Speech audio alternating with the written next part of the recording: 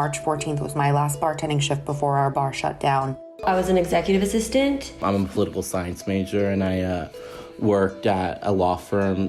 I was a bartender in Brooklyn and also art handle for a gallery in Harlem. I'm the owner of K9 to 5. I'm a head coach and fitness area manager for Orange Theory Fitness, and I'm also a personal trainer at the San Mateo Athletic Club.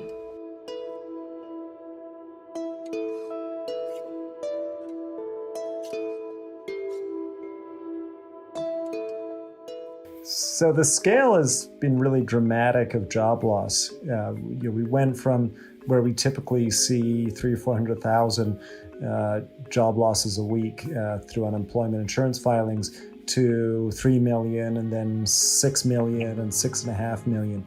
We've never had that scale of job loss over such a short period of time. So this is a really unprecedented shift in the labor market. I've been laid off, which has been very uncertain, dealing with a lot of, probably 100 calls to unemployment a day.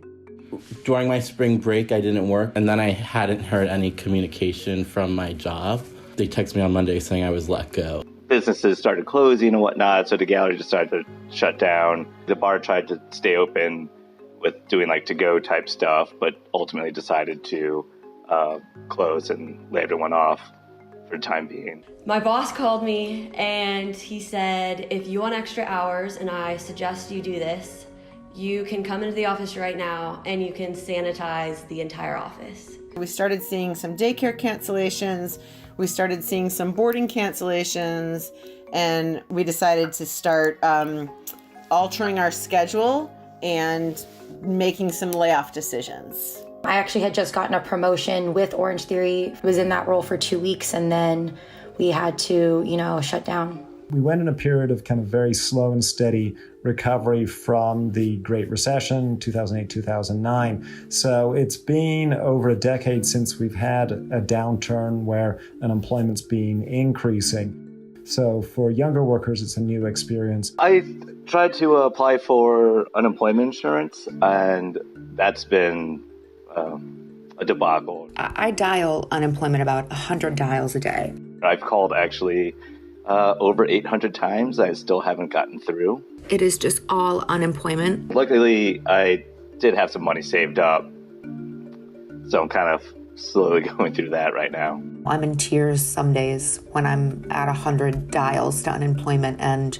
on hold for 6 hours, and then they hang up on you. The other thing that's different this time is the nature of the downturn. It's not like a typical recession. Here we've got this really extreme, fast shutdown, and it's shutting down businesses that might not be affected in a regular recession, but because they can't operate in the shutdown, they're being affected.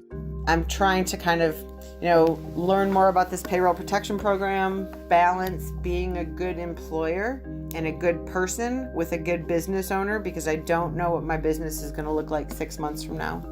We have 2 locations in Metro Detroit, and on any given day in daycare, we'll usually see between 150 and 200 dogs per location. Today, we are seeing dogs in daycare still. K9 to 5 decided maybe 2 weeks ago that we were going to stay open for the pets of first responders and medical workers. We're right near some large hospitals in Detroit. It was really hard to make decisions around what we were going to do in terms of staffing levels.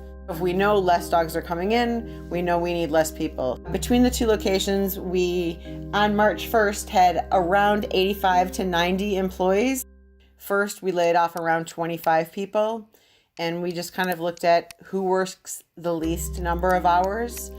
We also kind of had a feel from our team of hey, who can handle being laid off right now? Because we really didn't know what it was going to look like at all. You think about restaurants, beverage businesses, those are being hit right up front. Movie theaters, things that people could do for entertainment. All of those things are things that are being shut down really quickly. That's a real worry, the impact of this on those service sector businesses and the workers who work in them. They tend to be workers who aren't that highly paid, who may not have the nest egg that they can fall back on. Do I pay my rent and then not have enough money to buy groceries? Or do I face really large late fees with my property management and then be able to feed myself. The money from unemployment, it's not a luxury. It's not me resting on my laurels, sitting on my butt and just, waiting for a check. I have a $2,400 rent and I can't depend on anybody else to pay it.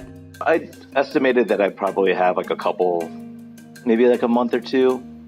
And then after that, it's in the back of my mind constantly. There's a lot of research showing really negative effects from layoffs in terms of stress on workers. Health impacts are really significant. So that's a big worry here. And I'm pretty freaked about the unemployment and not being able to pay my rent and not being able to file completely for unemployment.